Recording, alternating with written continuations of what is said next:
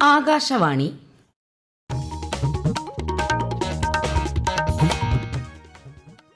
നമസ്കാരം. പ്രത്യേക വാർത്താ ബുള്ളറ്റിൻ വായിക്കുന്നത് ആമിന നജുമ.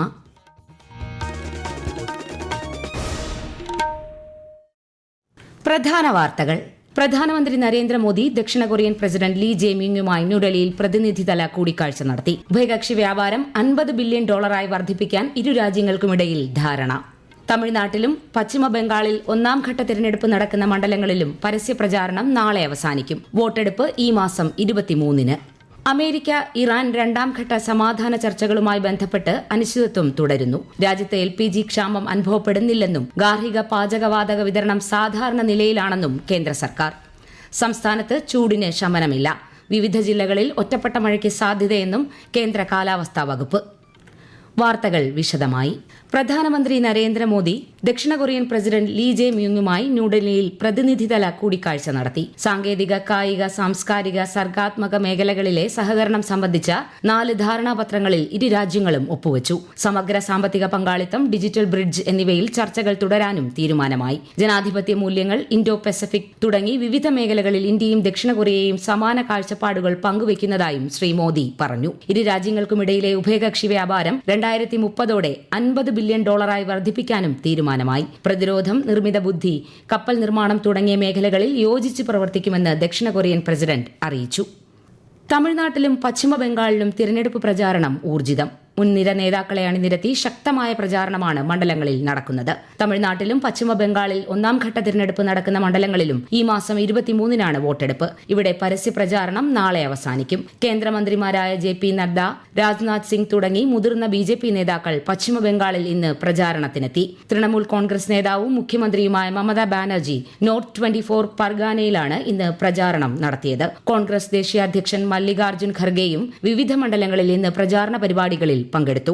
തമിഴ്നാട്ടിലെ കോയമ്പത്തൂരിൽ NDA പ്രചാരണത്തിനായി ആന്ധ്രാപ്രദേശ് മുഖ്യമന്ത്രി ചന്ദ്രബാബു നായിഡു ഇന്നെത്തിയിരുന്നു. കന്യാകുമാരിയിൽ നടന്ന പൊതുയോഗത്തിൽ മുതിർന്ന കോൺഗ്രസ് നേതാവ് രാഹുൽ ഗാന്ധി പങ്കെടുത്തു. കേരളം, അസം, തമിഴ്നാട്, പശ്ചിമബംഗാൾ, പുതുച്ചേരി എന്നിവിടങ്ങളിൽ മെയ് 4-നാണ് വോട്ടെണ്ണൽ. കോഴിക്കോട് പേരാമ്പ്ര മണ്ഡലത്തിലെ JDT സ്കൂളിലെ സ്ട്രോങ് റൂം തുറന്നെന്ന വാർത്ത തെറ്റാണെന്ന് പേരാമ്പ്ര റിട്ടേണിംഗ് ഓഫീസർ. തിരഞ്ഞെടുപ്പുമായി ബന്ധപ്പെട്ട എൻകോർ സോഫ്റ്റ്വെയറിലെ വിവരങ്ങൾ അപ്ഡേറ്റ് ചെയ്യുന്നതിനായി പോളിംഗ് രേഖകൾ സൂക്ഷിച്ച സീൽ ചെയ്യാത്ത മുറിയാണ് സ്ഥാനാർത്ഥികളുടെ ഏജന്റുമാരുടെ സാന്നിധ്യത്തിൽ തുറന്നതെന്നും റിട്ടേണിംഗ് ഓഫീസർ വ്യക്തമാക്കി. സംഭവത്തിൽ കോഴിക്കോട് UDF സ്ഥാനാർത്ഥികൾ തെരഞ്ഞെടുപ്പ് കമ്മീഷന് പരാതി നൽകി. പശ്ചിമേഷ്യൻ സംഘർഷങ്ങളുടെ പശ്ചാത്തലത്തിൽ രാജ്യത്ത് LPG ക്ഷാമം അനുഭവപ്പെടുന്നില്ലെന്നും ഗാർഹിക പാചകവാതക വിതരണം സാധാരണ നിലയിലാണെന്നും കേന്ദ്ര സർക്കാർ. LPG ഉൽപാദനം വർദ്ധിപ്പിച്ചതിന് പുറമെ ബുക്കിംഗ് കാലയളവ് നീട്ടുകയും ഡെലിവറി ഒതന്റിഫിക്കേഷൻ കോഡ് ഏർപ്പെടുത്തുകയും ചെയ്തതായി പെട്രോളിയം മന്ത്രാലയ സെക്രട്ടറി സുജാത ശർമ്മ പറഞ്ഞു. 97,000 മെട്രിക് ടൺ ക്രൂഡ് ഓയിലുമായി ഇന്ത്യൻ കപ്പൽ ദേശ് ഗരിമ ശനിയാഴ്ച ഹോർമൂസ് കടന്നതായും കേന്ദ്ര സർക്കാർ അറിയിച്ചു. ഹോർമൂസ് കടലെടുക്ക് കടക്കുന്നതിനിടെ കഴിഞ്ഞ ദിവസം വെടിവയ്പ് ഉണ്ടായതിനെ തുടർന്ന് 2 ഇന്ത്യൻ കപ്പലുകൾ പേർഷ്യൻ ഗൾഫ് മേഖലയിലേക്ക് മടങ്ങിയതായി ഷിപ്പിംഗ് മന്ത്രാലയം ഡയറക്ടർ മൻദീപ് സിംഗ് രൺധാവ വ്യക്തമാക്കി. The past 48 hours, 2 Indian vessels, VLCC Sanmar, Herald and bulk carrier Jag Arnav reported a firing incident while transiting Strait of Hormuz, following which they returned to the Persian Gulf. There have been no injury to any crew reported. The ministry is in close and continuous communication with the crew. ദേശീയ സുരക്ഷാ ഉപദേഷ്ടാവ് അജിത് ഡോവൽ കഴിഞ്ഞ ദിവസം Saudi Arabia സന്ദർശിച്ച് പശ്ചിമേഷ്യൻ സാഹചര്യം സംബന്ധിച്ച ഉന്നതതല ചർച്ചകൾ നടത്തിയതായി വിദേശകാര്യ വക്താവ് രൺധീർ ജയ്സ്വാൾ അറിയിച്ചു. അമേരിക്ക ഇറാൻ രണ്ടാംഘട്ട സമാധാന ചർച്ചകളുമായി ബന്ധപ്പെട്ട് അനിശ്ചിതത്വം തുടരുന്നു. ചർച്ചയിൽ പങ്കെടുക്കണോ എന്ന കാര്യത്തിൽ തീരുമാനമെടുത്തിട്ടില്ലെന്ന് ഇറാൻ വ്യക്തമാക്കി. 2 ആഴ്ച വെടിനിർത്തൽ ബുധനാഴ്ച അവസാനിക്കാനിരിക്കെയാണ് സമാധാന ചർച്ചകൾക്കുള്ള ശ്രമങ്ങൾ നടക്കുന്നത്. നയതന്ത്ര മാർഗങ്ങളെ US ഗൌരവത്തോടെ കാണുന്നില്ലെന്ന് വെടിനിർത്തൽ ലംഘനങ്ങൾ ചൂണ്ടിക്കാട്ടി ഇറാൻ വിദേശകാര്യ വക്താവ് അറിയിച്ചു. ഹോർമുസ് കടലിടുക്കിൽ ഇറാൻ കപ്പലിന് നേരെ US ആക്രമണം നടത്തിയതായും ഇറാൻ വ്യക്തമാക്കി. 2ാംഘട്ട സമാധാന ചർച്ചയ്ക്ക് US സംഘത്തെ അയക്കുമെന്ന് ഡൊണാൾഡ് ട്രംപ് അറിയിച്ച് മണിക്കൂറുകൾക്കകമാണ് ആക്രമണം നടന്നത്. അമേരിക്കൻ നാവിക ഉപരോധത്തെ വെടിനിർത്തൽ വ്യവസ്ഥകളുടെ ലംഘനമായി വിശേഷിപ്പിച്ച ഇറാൻ ഹോർമുസ് കടലിടുക്ക് വീണ്ടും അടച്ചു. ഈ വാർത്തകൾ ആകാശവാണിയിൽ നിന്ന്. ആകാശവാണി വാർത്തകളും വാർത്താധിഷ്ഠിത പരിപാടികളും All India Radio News Thiruvananthapuram YouTube ചാനലിലും All India Radio News Thiruvananthapuram Facebook പേജിലും AR News_ തിരുവനന്തപുരം ഇൻസ്റ്റഗ്രാം അക്കൌണ്ടിലും AR News_TVM X ഹാൻഡിലും ലഭ്യമാണ്. എറണാകുളം എറണാകുളം മൂവാറ്റുപുഴയ്ക്കടുത്ത് ഒഴുക്കിൽപ്പെട്ട് കാണാതായ 2 +2 വിദ്യാർത്ഥികളുടെ മൃതദേഹങ്ങൾ കണ്ടെത്തി. അശ്വിൻ, ക്രിസ് എന്നിവരുടെ മൃതദേഹങ്ങളാണ് ഇന്ന് ഉച്ചയോടെ കണ്ടെത്തിയത്. തൊടുപുഴയാറിലെ ആവോലി വള്ളിക്കടവിൽ ഞായറാഴ്ച വൈകിട്ട് കുളിക്കാനിറങ്ങവെ ഒഴുക്കിൽപ്പെട്ടാണ് ഇരുവരെയും കാണാതായത്. കൊടകരയിൽ സഹോദരങ്ങൾക്ക് പാമ്പുകടിയേറ്റ സംഭവത്തിൽ ആശുപത്രിയിൽ ചികിത്സയിൽ കഴിയുന്ന 10 വയസ്സുകാരൻ അനോഷിന്റെ ആരോഗ്യനിലയിൽ നേരിയ പുരോഗതിയെന്ന് മെഡിക്കൽ ബുള്ളറ്റിൻ. കുട്ടി കണ്ണു തുറന്നതായി ആശുപത്രി അധികൃതർ അറിയിച്ചു. പാമ്പുകടിയേറ്റ് മരിച്ച 8 വയസ്സുകാരൻ ആൽജോയുടെ സംസ്കാരം കൊടുങ്ങ സെന്റ് സെബാസ്റ്റ്യൻസ് പള്ളിയിൽ ഇന്ന് നടന്നു. പൂരങ്ങളുടെ പൂരമായ തൃശൂർ പൂരം കൊടിയേറി. തൃശൂർ നഗരത്തിന് ഇനി പൂരാവേശത്തിന്റെ നാളുകൾ. ഈ മാസം 25-ന് പൂര വിളംബര ചടങ്ങുകൾ നടക്കും. വിശദാംശങ്ങളുമായി ആകാശവാണി തൃശൂർ ജില്ലാ പ്രതിനിധി ഭരിത പ്രതാപ്. തിരുവമ്പാടി പാറമേക്കാവ് ക്ഷേത്രങ്ങളിലും 8 ഘടകക്ഷേത്രങ്ങളിലുമാണ് ഇന്ന് കൊടിയേറ്റം നടന്നത്.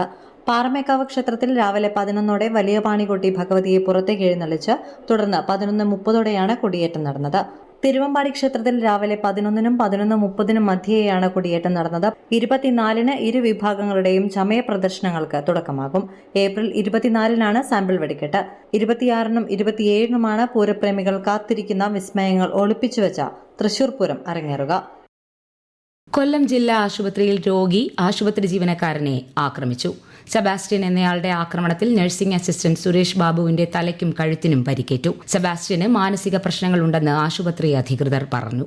സംസ്ഥാനത്ത് വരും ദിവസങ്ങളിലും കടുത്ത ചൂട് തുടരും. തെക്കൻ ജില്ലകളിലടക്കം വെള്ളിയാഴ്ച വരെ നേരിയ മഴയ്ക്കും സാധ്യതയുണ്ട്. കൂടുതൽ വിവരങ്ങളുമായി ആകാശവാണി ലേഖകൻ സ്മിതി എം പള്ളുരുത്തി. എല്ലാ ജില്ലകളിലും ഒറ്റപ്പെട്ട നേരിയ തോതിലെ മഴ ലഭിക്കുമെങ്കിലും ഈ ആഴ്ച അവസാനം വരെയെങ്കിലും സംസ്ഥാനത്ത് ഉയർന്ന അന്തരീക്ഷ താപനില തുടരും. എല്ലാ ജില്ലകളിലും സാധാരണയേക്കാൾ 3 മുതൽ 4 ഡിഗ്രി വരെ അന്തരീക്ഷ താപനില ഉയരുമെന്നാണ് കേന്ദ്ര കാലാവസ്ഥാ വകുപ്പിന്റെ മുന്നറിയിപ്പ്. പാലക്കാട് ജില്ലയിൽ 40 ഡിഗ്രി വരെയും കൊല്ലം ജില്ലയിൽ 39 ഡിഗ്രി വരെയും താപനില ഉയരും. മലയോര ജില്ലകളിൽ മാത്രമായിരിക്കും താപനില താരതമ്യേന കുറഞ്ഞു നിൽക്കുക. അതേസമയം വനമേഖലയോട് ചേർന്നുള്ളവർ കാട്ടുതീ മുൻകരുതൽ സ്വീകരിക്കണമെന്നും നിർദ്ദേശമുണ്ട്.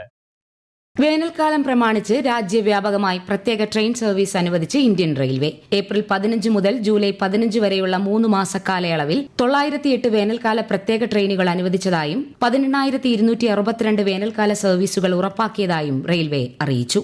IPL ക്രിക്കറ്റിൽ ഗുജറാത്ത് ടൈറ്റൻസ് മുംബൈ ഇന്ത്യൻസിനെ നേരിടുന്നു. ഒടുവിൽ വിവരം ലഭിക്കുമ്പോൾ മെച്ചപ്പെട്ട നിലയിലാണ് മുംബൈ. ടോസ് നേടിയ ഗുജറാത്ത് ബൌളിംഗ് തിരഞ്ഞെടുക്കുകയായിരുന്നു.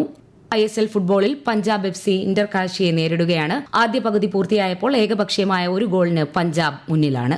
കേന്ദ്ര വാർത്താ വിതരണ പ്രക്ഷേപണ മന്ത്രാലയത്തിന് കീഴിലുള്ള ദേശീയ ചലച്ചിത്ര വികസന കോർപ്പറേഷന്റെ അച്ചപ്പാസ് ആൽബം എന്ന മലയാള ഫാന്റസി ചിത്രം വെള്ളിയാഴ്ച തിയേറ്ററുകളിൽ പ്രദർശനത്തിനെത്തും. ടൈം ട്രാവൽ പ്രമേയമാക്കി കാലത്തിലൂടെയും ഓർമ്മകളിലൂടെയുമുള്ള യാത്ര അവതരിപ്പിക്കുന്നതാണ് സിനിമ.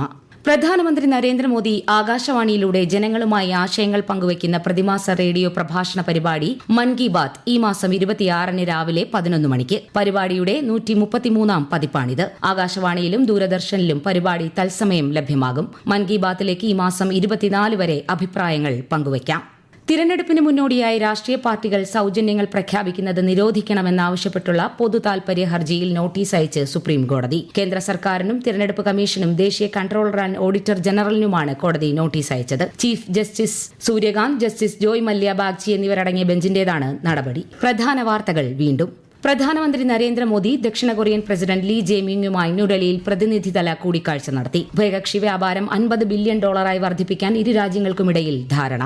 തമിഴ്നാട്ടിലും പശ്ചിമ ബംഗാളിൽ 1ാം-ഘട്ട തിരഞ്ഞെടുപ്പ് നടക്കുന്ന മണ്ഡലങ്ങളിലും പരസ്യ പ്രചാരണം നാളെ അവസാനിക്കും. വോട്ടെടുപ്പ് ഈ മാസം 23-ന്. അമേരിക്ക ഇറാൻ 2ാം-ഘട്ട സമാധാന ചർച്ചകളുമായി ബന്ധപ്പെട്ട് അനിശ്ചിതത്വം തുടരുന്നു. രാജ്യത്ത് LPG ക്ഷാമം അനുഭവപ്പെടുന്നില്ലെന്നും ഗാർഹിക പാചകവാതക വിതരണം സാധാരണ നിലയിലാണെന്നും കേന്ദ്ര സർക്കാർ. സംസ്ഥാനത്ത് ചൂടിന് ശമനമില്ല. വിവിധ ജില്ലകളിൽ ഒറ്റപ്പെട്ട മഴയ്ക്ക് സാധ്യതയെന്നും കേന്ദ്ര കാലാവസ്ഥാ വകുപ്പ്. പ്രത്യേക വാർത്താ ബുള്ളറ്റിൻ കഴിഞ്ഞു. അടുത്ത വാർത്താ പ്രക്ഷേപണം നാളെ രാവിലെ 6:45-ന്.